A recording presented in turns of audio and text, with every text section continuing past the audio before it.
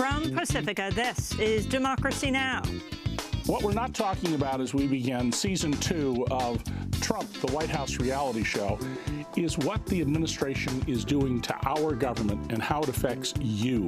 We're so busy about his tweets and crazy behavior and his racist comments that we're missing that there's termites he's set loose into our government that are eating away at its structure. Your health, your safety, your job, your savings, all of those things are being put at risk by policies that are going unnoticed, just like termites inside the wall of a house. It's even worse than you think, what the Trump administration is doing to America. That's the new book by Pulitzer Prize-winning journalist David K. Johnston, looking at President Trump's first year in office, as Trump's own chief of staff, General John Kelly, calls his boss uninformed. We'll look at how Trump is transforming the nation by slashing taxes on the rich, gutting the nation's regulatory system, and closing the nation's borders. And we'll hear what President Trump has to say about our guest, David K. Johnston.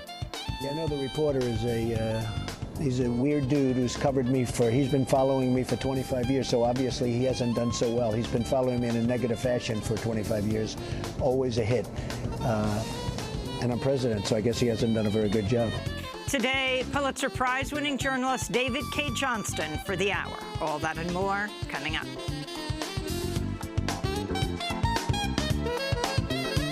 Welcome to Democracy Now!, democracynow.org, The War and Peace Report. I'm Amy Goodman. Congress is lurching towards a government shutdown as Republicans fail to reach agreement on a bill that would keep federal agencies funded past Friday.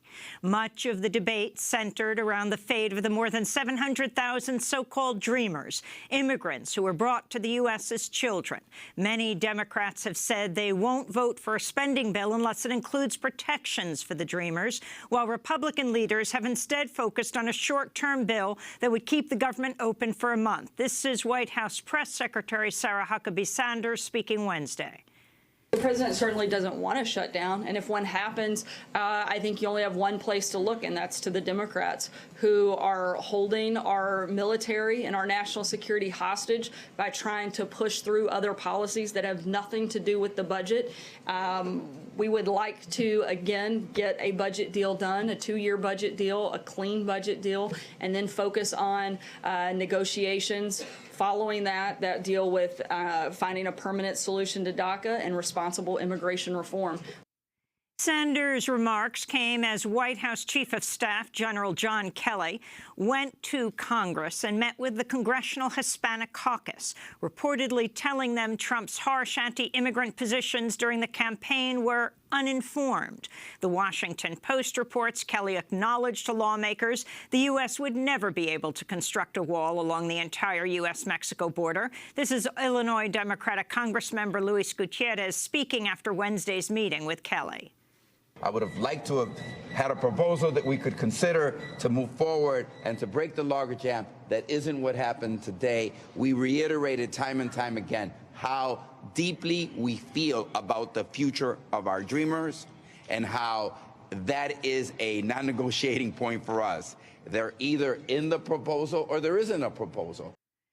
Kelly also reportedly said the president's committed to a permanent solution to DACA, the Deferred Action for Childhood Arrivals program, but the president has struck a different tone. On Twitter this morning, Trump wrote, quote, "The wall is the wall. It's never changed or evolved from the day I conceived of it." The migrant support group No More Deaths says U.S. Border Patrol agents routinely vandalize or confiscate humanitarian aid left by activists near the U.S. border with Mexico, condemning border crossers to die of exposure or dehydration in the harsh Sonora Desert. In a report released Wednesday, the group found that between 2012 and 2016, Border Patrol agents emptied nearly 4,000 gallons of water left for migrants in the desert while confiscating food, emergency medical blankets, and other aid. No More Deaths also says Border Patrol agents frequently target the group's volunteer activists. In Detroit, Michigan officials with ICE have deported longtime resident and immigrants' rights activist Jorge Garcia. Video filmed by the immigrant rights group Michigan United shows Jorge Garcia sobbing as he hugs his wife Cindy and 2 children during an emotional goodbye on Monday as Garcia prepared to board a flight to Mexico. Supporters of the Garcia family silently look on, holding signs reading, "Stop separating families." Jorge Garcia was brought to the U.S. as a 10-year-old child in 1981, making him too old to qualify for a deferment under DACA. Federal immigration officials agreed Wednesday to move immigrants' rights activist Ravi Ragbir to a New York immigration jail from the Crome Detention Center in Florida, where he's been held since he was detained last week following his check-in with ICE in Manhattan. Ravi Ragbir is executive director of the new Sanctuary Coalition of New York City. His detention sparked a peaceful protest last week that saw police violently arrest 18 people, including 2 members of the New York City Council. Community members continue to call for Ravi Ragbir's release. To see our whole interview about his case with his wife, immigrants' rights attorney Amy Gottlieb, yesterday, you can go to DemocracyNow.org. In Youngstown, Ohio, a Palestinian-American immigrants' rights activist is on hunger strike after he was detained by ICE and told he would be deported. Amr Othman Adi was arrested Tuesday at his ICE check-in, even though the agency granted him a last-minute stay 10 days prior when Congressmember Tim Ryan intervened on his behalf. Adi's case centers around a dispute about the validity of his first marriage to an American citizen in 1979. Since Palestinians remain stateless, Adi faces possible deportation to Jordan. He's a longtime activist who successfully fought deportations for some 2 decades. On Capitol Hill, Arizona, Republican Senator Jeff Flake warned yesterday President Trump's attacks on the media are threatening American democracy. Speaking from the Senate floor Wednesday, Flake blasted Trump's declaration in 2017 that the U.S. media are the enemy of the people. Mr. President, it is a testament to the condition of our democracy that our own president uses words infamously spoken by Joseph Stalin to describe his enemies. It bears noting that so fraught with malice was the phrase "enemy of the people" that even Nikita Khrushchev forbade its use, telling the Soviet Communist Party that the phrase had been introduced by Stalin for the purpose of, quote, annihilating such individuals, unquote, who disagreed with the supreme leader. This alone should be the source of great shame for us in this body, especially for those of us in the President's party, for they are shameful, repulsive statements. On Capitol Hill, Democrats are preparing a bill that would formally censure Donald Trump over racist comments in which the president reportedly called African nations, El Salvador and Haiti, S-hole countries, but said the 4-letter word. The effort is being led by New York Congressmember Gerald Nadler and Congressmember Cedric Richmond, chair of the Congressional Black Caucus. It comes as several Democratic lawmakers have announced they'll skip the State of the Union address January 30th over Trump's racist remarks. Among them are Congressmember Earl Blumenauer of Oregon, Frederica Wilson of Florida, Pramila Jayapal of Washington, Maxine Waters of Los Angeles, and John Lewis of Atlanta, Georgia. In the Israeli-occupied West Bank, Israeli forces say they shot and killed a young Palestinian man overnight in the town of Jenin after a firefight that left another Palestinian injured, along with 2 Israeli soldiers. The man was identified as Ahmed Jarar, a Hamas fighter and son of a Palestinian man killed by Israel in 2002. Jarar's family said today he escaped and that 2 other Palestinians were killed in the attack. Meanwhile, the head of the United Nations Agency for Palestinian Refugees, known as UNRWA, made an urgent appeal for funds Wednesday after the Trump administration canceled $65 million in annual contributions to the agency. In Gaza, residents say they could soon starve unless international donors step up to fill the funding gap left by President Trump. We will be lost. It will be a catastrophe. People will be stealing from each other. We will live in a catastrophe. We will suffer to provide food and wheat. People will kill each other. What should I do? Should I go sell one of my kids or sell my kidney? What should I do? Should I go and steal or work as a spy? I need cooking oil, yogurt, eggs, and bread. In Cairo, Egypt, the Arab League met Wednesday for a two-day conference where leaders condemned the Trump administration for cutting funding to UNRWA and for recognizing Jerusalem as Israel's capital.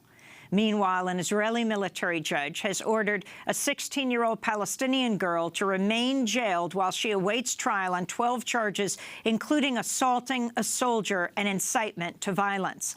Ahed Tamimi was arrested in December after viral video showed her slapping a soldier near her home in the occupied West Bank.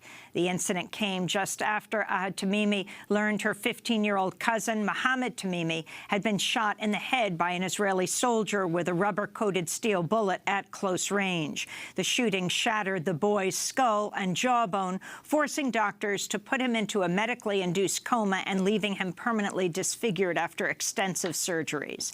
On Wednesday, defense lawyer Gabi Lasky said Israel's military had determined that Ahed Tamimi was too dangerous to be released.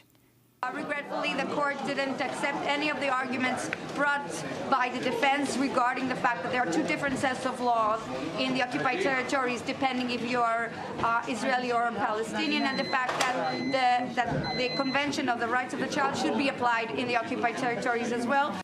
In Russia, the office of a human rights group in the North Caucasus region of Ingushetia were burned in an arson attack on Wednesday. Surveillance video shows masked men climbing a ladder and setting fire to the offices of the group Memorial, which has angered Russian officials by reporting on torture, disappearances, and punitive house burnings in neighboring Chechnya. The arson came as a court in Chechnya ordered the head of Memorial to be jailed for 2 months while he faces drug charges that could see him imprisoned for up to 10 years. Oyub Tityev says police planted marijuana in his car in order to manufacture his arrest. Tityev's predecessor, Natalia Estemirova, was kidnapped and murdered in 2009, a crime for which no one has been arrested. In Ethiopia, authorities released a senior opposition leader from the Oromo community Wednesday, fulfilling part of its pledge to release political prisoners.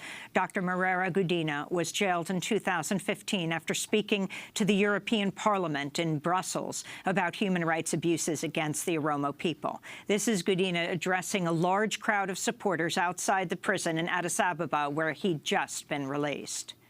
Yes.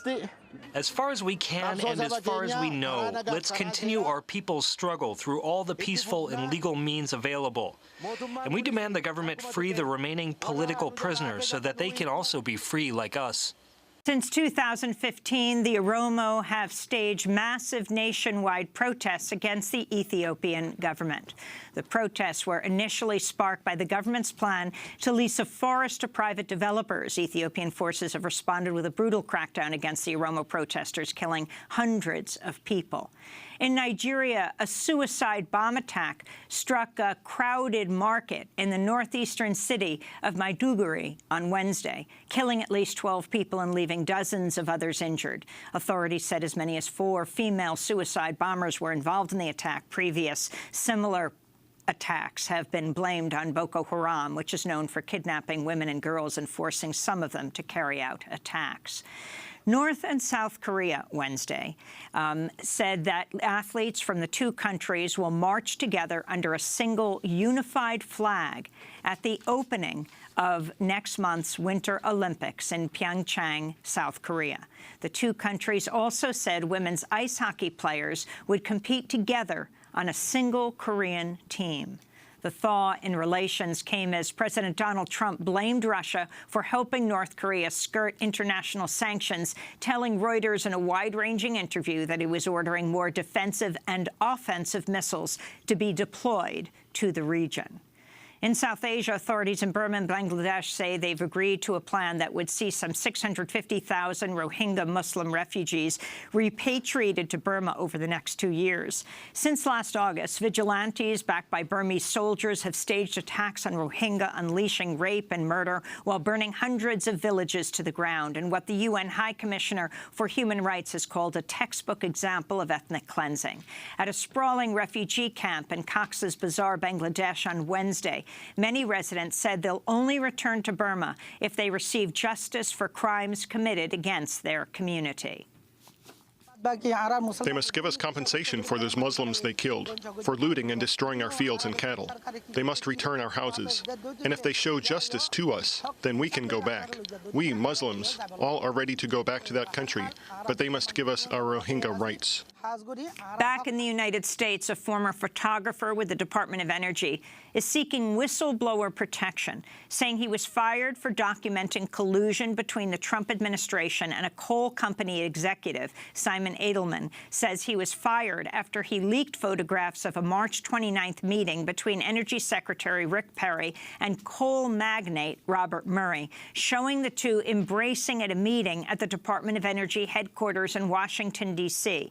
Murray has said he played no role in drafting a Department of Energy rule subsidizing coal and nuclear power plants, but a photo clearly shows a letter drafted by Murray and addressed to Energy Secretary Rick Perry touting an action plan. Medical experts said Wednesday results from Donald Trump's recent physical exam show the president has high levels of cholesterol and is at serious risk of a heart attack. The assessment came a day after White House doctor Ronnie Jackson declared Trump to be in excellent mental and physical health. Asked by the New York Times whether President Trump is in perfect health, Stanford University cardiologist Dr. David Marin replied, "God, no." And Woody Allen's adopted daughter, Dylan Farrow, is speaking out, saying she's hurt and angry that her claims of childhood sexual assault by Allen have been disbelieved for years. Farrow says Allen molested her in 1992 when she was just 7 years old. This is Dylan Farrow speaking with host Gayle King of CBS this morning. Someone said this to me. She wants to bring Woody Allen down. She's caught up in the Me Too, Time's Up movement. And this is really what she's trying to do, is bring him down. Why shouldn't I want to bring him down? Why shouldn't I be angry? Why shouldn't I be hurt? Why shouldn't I feel some sort of outrage that after all these years being ignored and disbelieved and tossed aside? Dylan Farrow's appearance on CBS came a week after actor Mira Sorvino publicly apologized to Dylan Farrow in an open letter, saying she will never work with Woody Allen again and regrets her past roles. She joins a growing list of actors and actresses who've appeared in Woody Allen's films who are now publicly supporting Farrow, including Greta Gerwig, Rebecca Hall, and Timothée Chalamet. In a statement, Woody Allen denied the allegations, writing, quote, "Even though the Farrow family is cynically using the opportunity afforded by the Time's Up movement to repeat this discredited allegation, that doesn't make it any more true today than it was in the past. I never molested my daughter," Woody Allen said. Dylan Farrow is the sister of Ronan Farrow, who is the journalist who helped to bring down Harvey Weinstein. And those are some of the headlines. This is Democracy Now!, democracynow.org, the War and Peace Report. I'm Amy Goodman. And I'm Nermeen Sheikh. Welcome to our listeners and viewers around the country and around the world. Uninformed. That was the word White House Chief of Staff John Kelly used to describe his boss, President Trump, on Thursday. According to the Washington Post, Kelly told members of the Congressional Hispanic Caucus that some of Trump's hardline immigration policies, including his call to build a wall along the entire southern border, were uninformed. Kelly said, quote, "Certain things are said during the campaign that are uninformed." During the same meeting, Kelly reportedly said, quote, "The president is committed to a permanent solution to DACA, the Deferred Action for Childhood Arrivals. But the president has struck a different tone." On Twitter this morning, Trump wrote, quote, "The wall is the wall. It has never changed or evolved from the first day I conceived of it." In an interview with Reuters, Trump also criticized a proposed bipartisan deal on immigration and border security as, quote, horrible and, quote, very, very weak. This comes as the government could shut down on Friday if a funding deal cannot be reached. The possible government shutdown comes as President Trump is preparing to mark his first year in office on Saturday. On that same day, anti-Trump protests will be held in scores of cities across the country to mark the first anniversary of the historic Women's March. Well, today we spend the hour looking at Trump's first year in office with a journalist who's been covering Donald Trump since 1988. We're talking about the Pulitzer Prize-winning journalist David K. Johnston, the founder of DCReport.org. Last year, Johnston made international headlines when he obtained 2 pages of President Trump's 2005 tax return. Johnston's reporting on Trump's taxes led the president to say this about him. I know the reporter is he's a weird dude who's covered me he's been following me for 25 years, so obviously he hasn't done so well. He's been following me in a negative fashion for 25 years, always a hit. And I'm president, so I guess he hasn't done a very good job. Well, David K. Johnston, the Pulitzer Prize-winning reporter, joins us here in our studio, out this week with his new book. It's called It's Even Worse Than You Think: What the Trump Administration is Doing to America. Welcome to Democracy Now! David, you have been covering Donald Trump for over 30 years. You heard what he had to say about it. Look where you are and look where he is today. But you've also been covering President Trump through this first year. Can you talk about, as we move into the first anniversary of his inauguration, what has surprised you most, since this is a man you have known back to his early days as a developer going bankrupt in New York? Well, Donald hasn't, frankly, done anything that surprised me. I mean, I said, and there's lots of video of me saying before the election, he would be increasingly erratic, his racism would come out, that he would try to find an excuse to use nuclear weapons, because during the campaign he said, I'm very good at war, I know more about ISIS than the generals, and of course we're going to use nukes. And lo and behold, last week the news breaks that they are loosening up the rules on the use of tactical nuclear weapons. That is, a nuclear weapon will take out a block, not a city. And possibly even authorizing their use for a cyber attack. He's looking for— I mean, this is amazing. I mean, just to reiterate this, using nuclear weapon attack for a cyber attack. Right. And hopefully the military will not follow in orders to do this.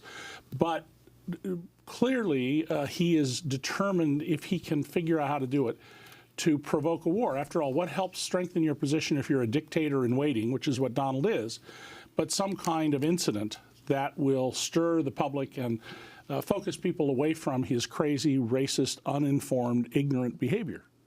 Well, why do you think that he needs to strengthen his position? Do you think he feels he needs to strengthen his position because his position is weak? Oh, yeah. Donald is aware that he has a large audience out there that is not supporting him and that it's growing. In his own base, he's certainly seen the data that it's eroded.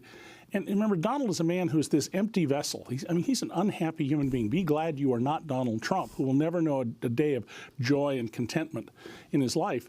And you know, he wants us to all recognize Donald Trump is the greatest human being of all times. He wants people like Orrin Hatch, the greatest president of all times. That's what he's about, adoration. I mean, you say, in fact, that what distinguishes him from all previous U.S. presidents is that his presidency is about Trump, period, full stop. Right. This issue of use of nuclear weapons, you know, going back to the reported meeting with the Joint Chiefs of Staff, as he's briefed on nuclear weapons, if we have them, why don't we use them? And the Wall Street Journal reporting just in the last days this issue of the Pentagon planning to develop 2 new sea-based nuclear weapons. The New York Times also reporting the Pentagon conducting a series of war games to prepare for a potential war with North Korea. I mean, this is very interesting. As North and South Korea come closer together, we'll have a unified team at the Olympics. President Trump is trying to amp up the opposition to and war with North Korea. Right, and one of the very interesting things about this is there have been surveys of military officers, and they show that the officer corps of the United States military is very troubled about Trump. good military officers are diplomats who want to avoid war, and they're not supporting him. So that one good piece of news out of this is, I don't think Donald Trump can get the military behind him to take over the country. But do you think that he can get the military behind him sufficiently to carry out a tactical nuclear strike? Well, that's the troubling part. What if, for example, somehow we're provoked into something? And he's clearly trying to provoke, things like my button is bigger than your button. And understand, Donald Trump... What would constitute a provocation for him, though? Oh, I don't know. It would have to be enough that he could get the military behind him to do something we wouldn't expect. But remember, the whole point of nuclear weapons is they're defensive. Nobody invades a country that has nuclear weapons. If we would never have invaded Iraq if it actually had nuclear weapons. And Donald thinks that their purpose is to use them. He doesn't even understand their purpose, that they're defensive. We're going to go to a break, and then we're going to come back to David K. Johnston, the Pulitzer Prize-winning investigative reporter, previously with the New York Times, now founder and editor of DCReport.org. Johnston's biography of Donald Trump was The Making of Donald Trump. His new book, It's Even Worse Than You Think, What the Trump Administration is Doing to America. And when we come back, what exactly is happening? While the tax bill, and that's certainly something that David K. Johnston is an expert about, has been touted as the one main piece of legislation that Trump has actually successfully gotten passed, what actually did happen in the last year? Tremendous amount when it comes to deregulating the agencies of this country that protect the nation's land, air, sea, and people. Stay with us.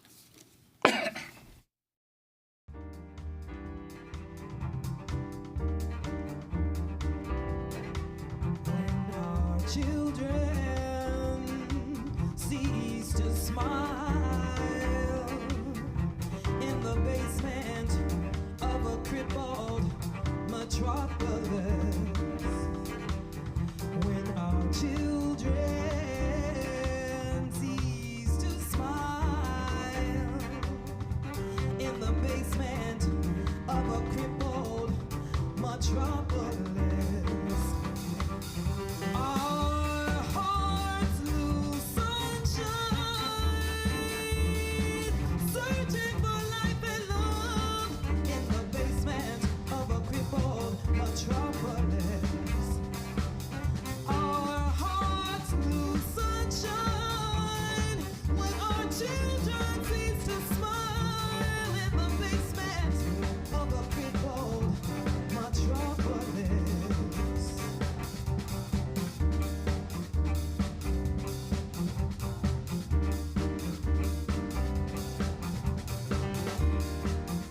Too Many of Our Young by Nicole Mitchell here on Democracy Now! I'm Amy Goodman with Nermeen Sheikh, our guest for the hour, David K. Johnston. On this eve of the inauguration of President Trump a year ago, we thought we'd look back at this last year with the Pulitzer Prize-winning journalist whose book is out this week. It's Even Worse Than You Think, What the Trump Administration is Doing to America. Nermeen? Well, David, we spoke earlier about the threat, the possibility that Trump would actually use tactical nuclear weapons. Now, this comes, as you point out in the book, the largest number of administrative positions and ambassadorial posts, possibly for any U.S. president, have been left empty by the Trump administration. So, first of all, could you talk about the positions that have not been filled and the fact that the ones that have been filled you call political termites, and what the consequences are of the U.S. not having an ambassador in so many countries? Well, Donald Trump was not prepared to win the election, and so he didn't have people in place. And it was understandable in the beginning they didn't fill a lot of positions, but he also fired every U.S. attorney, presumably to get rid of Preet Bharara in New York, where Donald lived before being elected.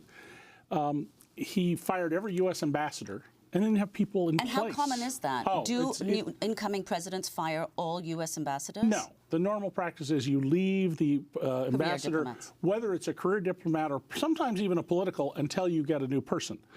And they didn't do that, and they're not filling these jobs. So Saudi Arabia, Jordan, Libya, Egypt, just 4 countries, do not have a U.S. ambassador at this point. When you don't have an ambassador, it means that when big trade and economic deals are being discussed in the early stages and people are looking for where they're going to put money, we don't have anybody with ears at the table. In many countries, it's important to know when the dictator's son shows up or doesn't show up at a meeting, or someone sits at a different place than they usually do at events. Subtle things like that can signal to you what's going on. We used to call it Kremlinology in the Cold War era. We don't have somebody there to do these things. Now, Rex Tillerson, who was the CEO of ExxonMobil, a company that's in a terrible business but is actually, as a management matter, a very well-run company. He ran a company that had its own military and its own diplomatic corps, as Steve Call's book about ExxonMobil points out. And I'm sure that he felt often the State Department interfered. He's been in the middle of, let's get rid of these people.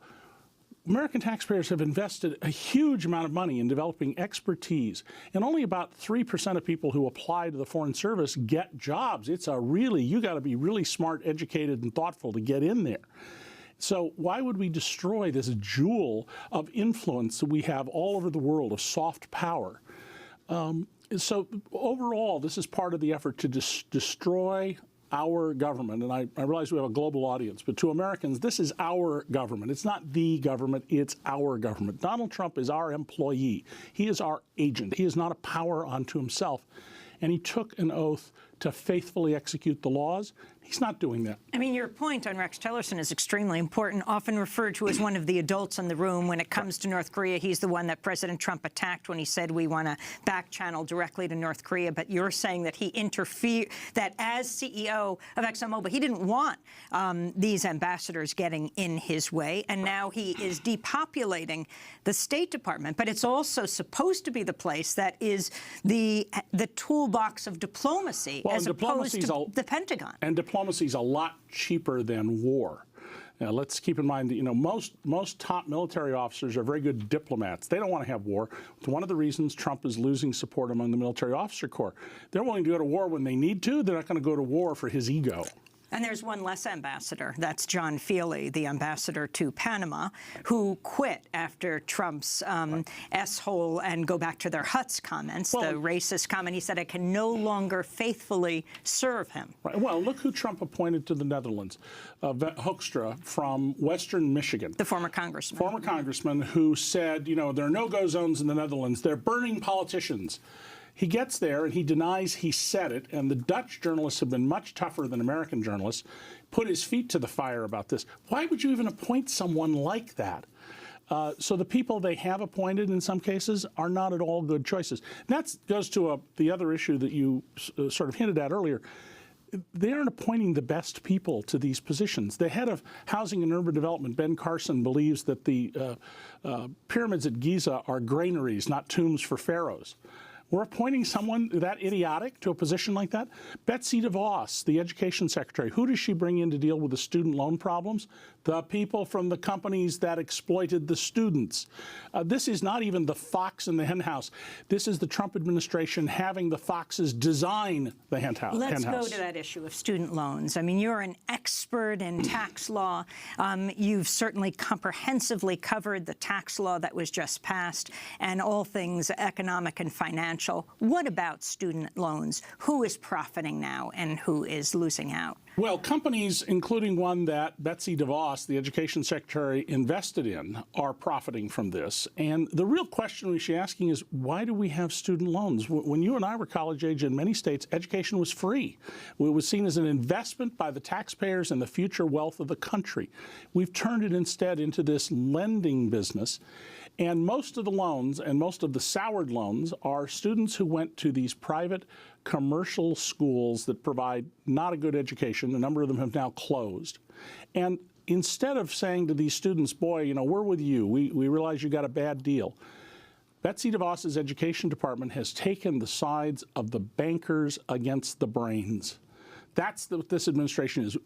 Eric Trump said a couple of days ago that my dad is all about green. All he cares about is money. And that's what this administration is doing. We care about the bankers. Donald Trump ran for office on the platform I laid out in my trilogy on American economics. of how the elites were taking care of themselves, promising to reverse that. He was going to drain the swamp. Instead, he's turned Washington, D.C. into a paradise for Goldman Sachs clients. And the tax law that we just passed, the worst tax bill we've ever had in America, as much as 82% of the benefits are going to go to wealthy Americans. Ordinary people are going to get a few crumbs this year. Many of them are going to discover next year, because of changes in the law, they're going to pay much higher state taxes and be worse off.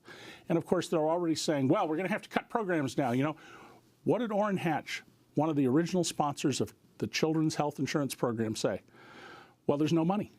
So we have money for billionaires to get tax cuts, but we're going to have children die because there's no money. That is immoral, absolutely immoral. And then Orrin Hatch, who holds himself out as a religious man, would say this is appalling beyond belief. And the Trump administration is perfectly comfortable with this. If President Trump just lasted for one term or less than that, and we'll talk about that in a minute, what has he personally gained by this tax bill being passed, if he accomplished just that? Well, he's essentially cut his own tax rate from about 40% to 21% through the more than 500 little businesses that he owns.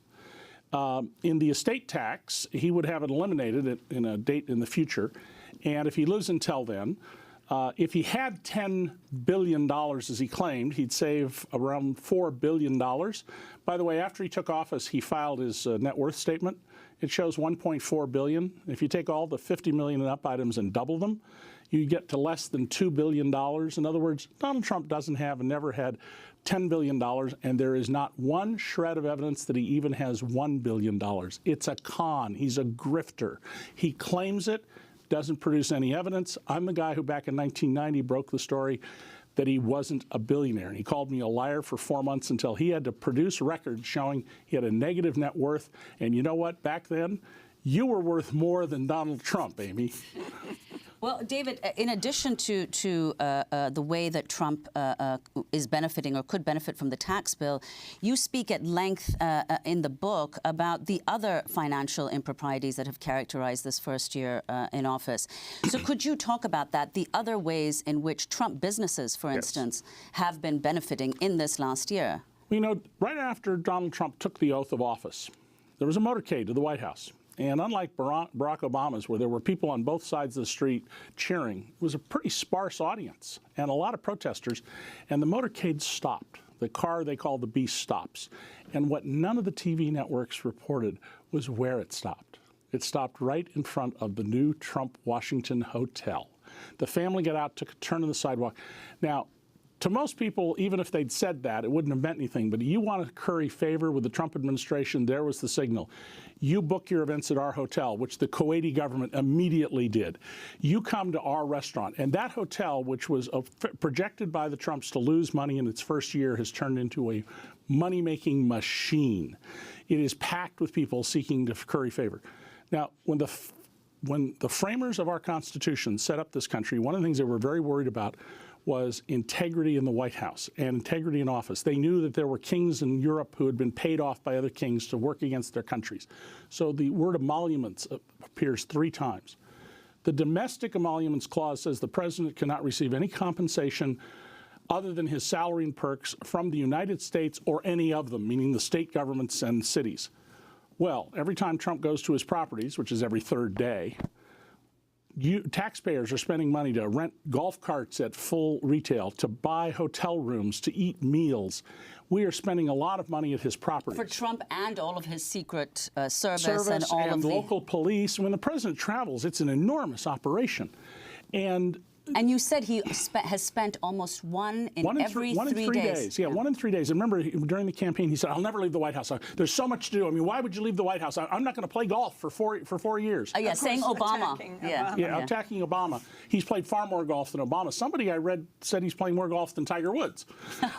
And by the way, you know, his properties in Ireland and Scotland, his golf courses, he has to report their revenues and profits. They're big money losers, yet he claims they're worth a fortune, which is one of the many reasons to believe it's all a con. He doesn't have the money he says he has. He needs the taxpayers to prop up his business, and as president, he can get foreign governments and lobbyists to prop up his business. This is absolutely improper, and Congress's failure to deal with the emoluments clause is indicative of how deeply troubled American democracy is.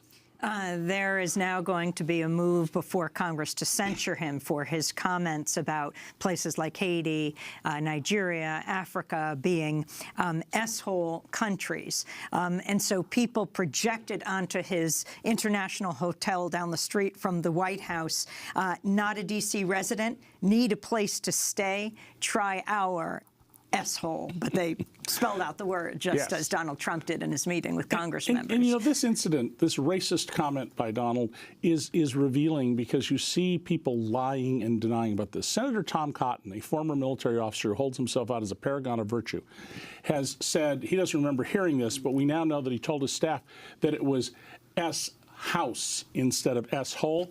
I'm sorry, in the military, that's called conduct unbecoming an officer and lying and denying, both offenses that can get you thrown out with a dishonorable discharge. Shame on that senator and everyone else who is lying and denying for Trump.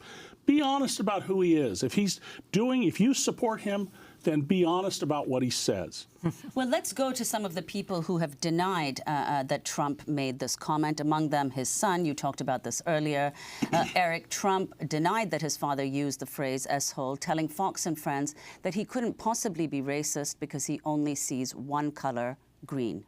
My father sees one color, green. That's all he cares about. He cares about the economy. Right? He does not see race. He's the least racist person I've ever met in my entire life. It's total nonsense. In separate interviews, Republican Senators David Perdue and Tom Cotton both flatly denied that Trump used the term.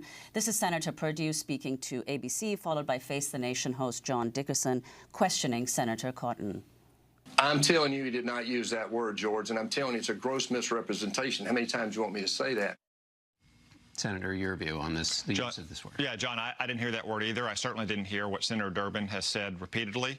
Senator Durbin has a history of misrepresenting what happens in White House meetings, though, so perhaps we shouldn't be surprised by that. Here's what I did hear, and here's the point. Just sorry to interrupt. You didn't hear the word, or it was not said, because Senator Graham also told Senator Scott, your Republican colleague, that this is what happened. Senator Flake was in a subsequent meeting right afterwards where he was told by people in the meeting this happened. So just to button that up, you're saying it did not happen, or you just don't recall? I didn't hear it, and I was sitting no further away from Donald Trump than Dick Durbin was, and I know what Dick Durbin has said about the president's repeated statements is incorrect. So there we heard Trump's son, Eric Trump, and then Republican Senators Cotton and Perdue. So could you respond to that, and also what you think that says about the extent to which Republicans are rallying around Trump? Well, you're totally money-focused, which Donald is, doesn't exclude being a racist. I mean, that's just ridiculous.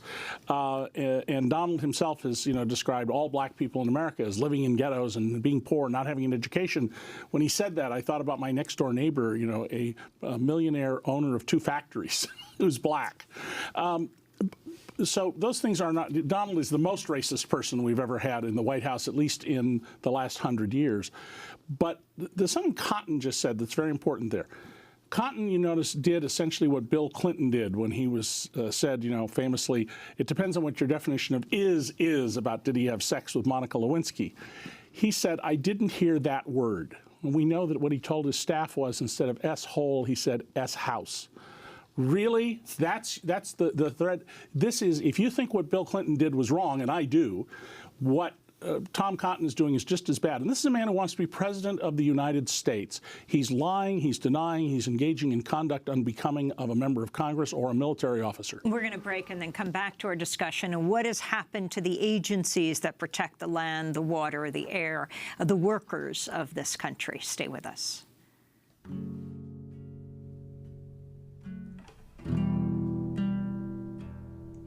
Sweet kid, what is this world we're giving you? Smoldering and fascist with no mother. Are you dreaming about a crow? In the middle of November, we went back into the woods right after breakfast to see if we could see this past August's forest fire zone. On the hill above the lake, the sky was low and the wind cold. The trail was closed. At the barricade I stood listening. In my backpack you were sleeping with her hat pulled low. All the usual birds were gone or freezing. That's Crow by Mount Erie here on Democracy Now!, democracynow.org, the War and Peace Report. I'm Amy Goodman. If you want to sign up for our daily digest newsletter, you can text the word Democracy Now!, one word without a space, to 66866, and you'll get our daily headlines and news alerts that we send out every day. I'm Amy Goodman here with Nermeen Sheikh. We're speaking to David K. Johnston, author of the new book, It's Even Worse Than You Think, What the Trump Administration is Doing to America. Let's go back to February. This is President Trump speaking a month after he took office. We're cutting regulations, big league. We are really cutting them by massive amounts. The auto industry just left a week ago. They were here in the same room, and they are very happy with what we're doing, and everyone is. I think just about every. We have the financial industry. We're having a lot of the different industries in, and we're cutting regulations in just about every industry. In fact, I can't think of any that we're not. So that's President Trump speaking in February. So could you talk about what Trump has done to different agencies? In your book, you talk about several, but let's start with the EPA. Well, EPA is run by Scott Pruitt, who hopes to become a U.S. Senator in Oklahoma, who has vowed to destroy the agency. So staff members are not allowed to use certain words. They're not being allowed to go to scientific conferences. So once again, the investment the taxpayers have made in expertise and knowledge is being wasted. In the regulatory environment, they are basically allowing polluters to get away with all sorts of stuff. There was a move by the Obama administration to stop taking the toxic residue, the coal ash from power plants, turning it into a slurry with water, and then you put it into a pond next to a river. And as we know in South Carolina, I think it was, and several other places, some of these old dikes broke and ruined the drinking water for weeks or months and killed all the wildlife. The Trump administration basically is saying to polluters, go ahead and pollute. Well, what is pollution? Not only is it a threat to your health and safety, but it's a way to jack up profits by taking costs you should endure to clean up your mess and spewing them onto everybody else. So, of course, profits for companies like that will go up because they're being allowed to make you or your children get asthma or have other illnesses because of the pollution. How does that make us better off? That makes us worse off. The problem is you're not going to get asthma tomorrow. He'll be out of office, even if he had 2 terms, before you get sick and die.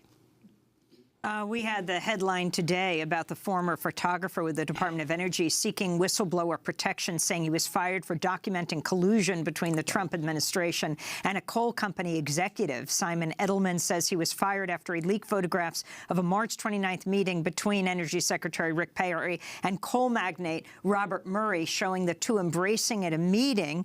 Murray said he played no role in drafting a Department of Energy rule subsidizing coal and nuclear power plants.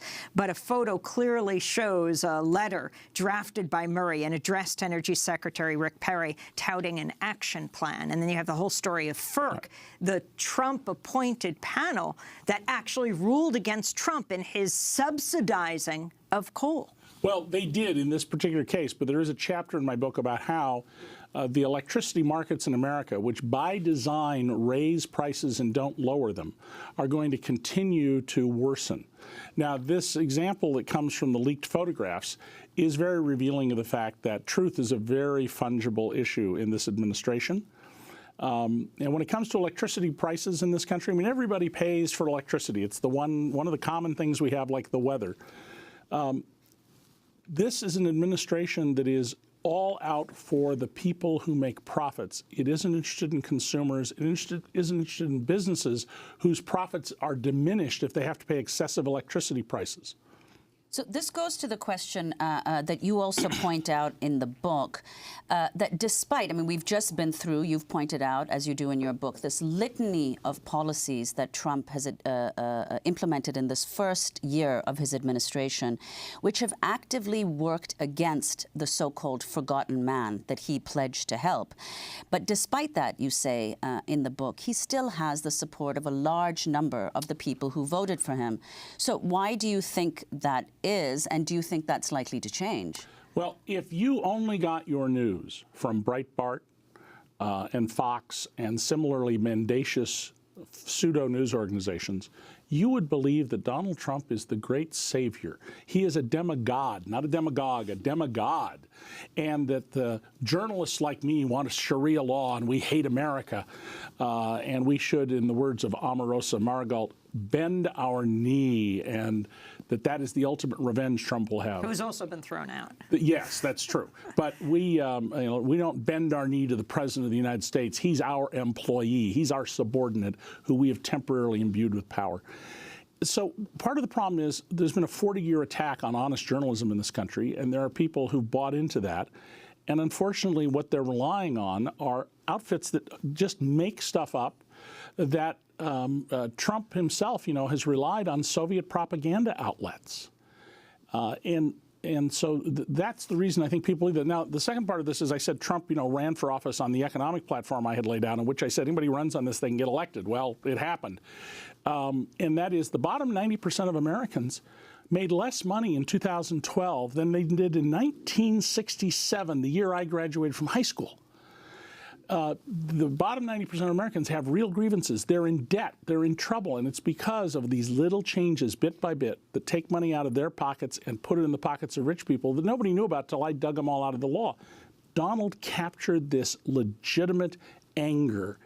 But the problem is he's not helping the forgotten man. He's forgotten the forgotten man. What about workers? What about the Occupational Safety Health Administration? People don't realize how many workers die a year in this country, not to mention injured. 4,800 people a year roughly die at their job. Many employers operate just as they should. The reason we have regulations is for the bad conduct people. So back in August 17th, that's the last date, the Trump administration posted on the internet the death of a worker. August 17th. They stopped for a while putting up press releases about people dying, the way to sort of shame companies who had workers who died, because the financial penalties are minimal. In fact, it's often cheaper to have workers die. And we reported that at DC Report, and they put it back up. I don't know if those are connected, but that was the order of events. They've cut the number of safety inspectors. They're clearly corralling the safety inspectors and making it clear that, you want to have a job, you're going to limit your behavior. They've cut wage and hour inspectors. The number of pollution inspectors, by the way, that Congress mandated a minimum number for, they're below it. They're not hiring people. Donald Trump took an oath of office to faithfully execute the laws. Well, he's not doing that. He is in violation of his oath of office. I'm not arguing that we need every regulation we have. There are plenty of regulations. I used to teach regulatory law to third-year law students that we can change or get rid of and make better. But that's not what they're doing. They're taking those things that will benefit their friends, especially in the fossil fuels industry, and eliminating or not enforcing the law for those regulations. And that means ordinary workers are going to be hurt. What about President Trump's sanity, this issue that has taken hold, people observing? We had Dr. Bandy X. Lee on Democracy Now!, the Yale psychiatrist who is part of the Duty to Warn movement, has been speaking with a lot of Congress members. Right. I mean, you're one of the few reporters who has followed Donald Trump for decades, well over 30 years. What have you observed about him, and do you think he'll serve out this term in office? Just to be clear, just short of 30 years. Be 30 years in May. Well, in my book, I don't go into this issue of is he sane or not sane. If you mean does he know right from wrong, of course he does. He is at times delusional. He makes stuff up. He's done it his whole life. You can see him do it on TV all the time.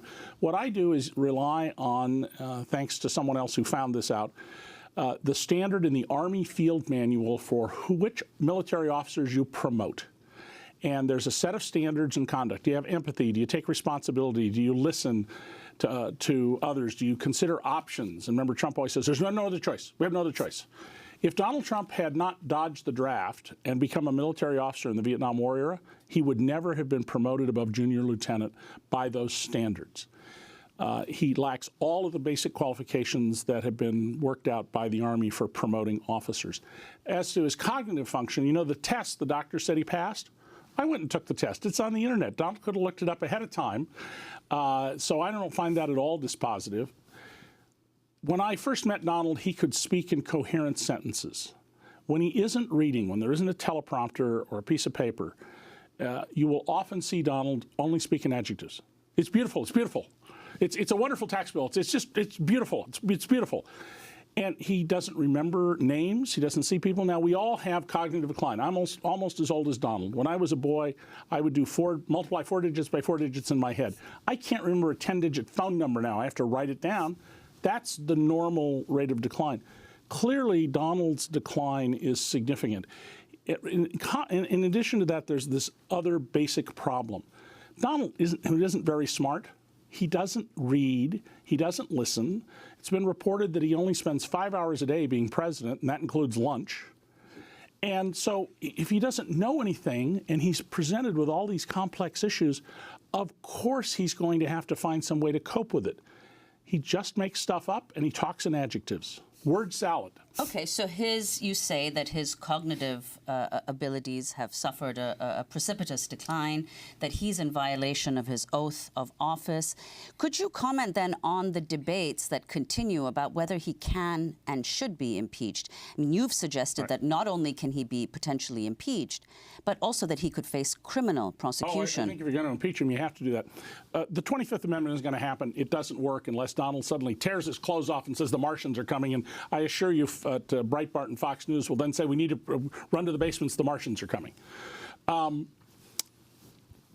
Only if the Democrats get control of the House and the Senate will be impeached, and he will be if that happens.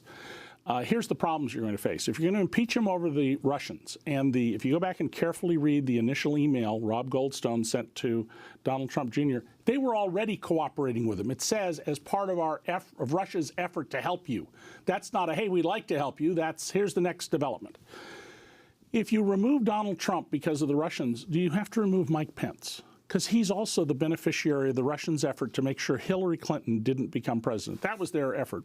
Primarily, because they knew that she would push to make him Putin to give up the Crimea and other things. If you remove Mike Pence as well, then a Democrat, presumably Nancy Pelosi as Speaker of the House, becomes president. There are some people going to scream this is a coup d'etat. So were that to happen, whoever is Speaker, presumably Nancy Pelosi, should say, I am a caretaker president to the end of this term. I will not run for office. I'm certainly going to pursue the policies I think we should pursue, but I will not run for office and I will not be involved in the campaign whatsoever. It's the only honest way to do this. If Donald isn't impeached, the Democrats don't take back the House and the Senate, in 2020 he will be challenged by Republicans. If he loses, rigged elections. So there's people out there rigged the election. If he wins the primaries and runs again and loses, even if he lost 50 states, worse than Gene McCarthy did in 1972. Not Gene McCarthy, George McGovern in 1972. He'll say the same thing. It was illegitimate. Let's look what he's saying now. Hillary Clinton really didn't win the election. And Donald Trump out of office, unless he serves 2 full terms and leaves office, he will go around the country fomenting violence and revolution. And the reason we know this is during the campaign, he would point to people and say, beat that guy up, I'll pay your legal bills, which he was never going to do. Removed from office, unable to acknowledge his own shortcomings, unable to do what Richard Nixon at the end of the day was a patriot who understood he had to resign for the welfare of the country. He's not Richard Nixon. He will say the government's illegitimate and make trouble. That's why if they're going to impeach him, they need to have a plan to indict him, convict him, and send him to prison. And there are so many crimes Donald Trump has committed. Most successful major criminals never get arrested. Donald Trump is a man who's twice had trials for income tax fraud, civil. He lost them both. He's confessed to sales tax fraud. He spent years deeply, deeply entangled with a major cocaine trafficker in ways that make no sense unless they were in business together. Well, we're going to leave it there. David K. Johnston, Pulitzer Prize-winning investigative reporter, his new book, It's Even Worse Than You Think, What the Trump Administration's Doing to America. I'm Amy Goodman with Nermeen Sheikh.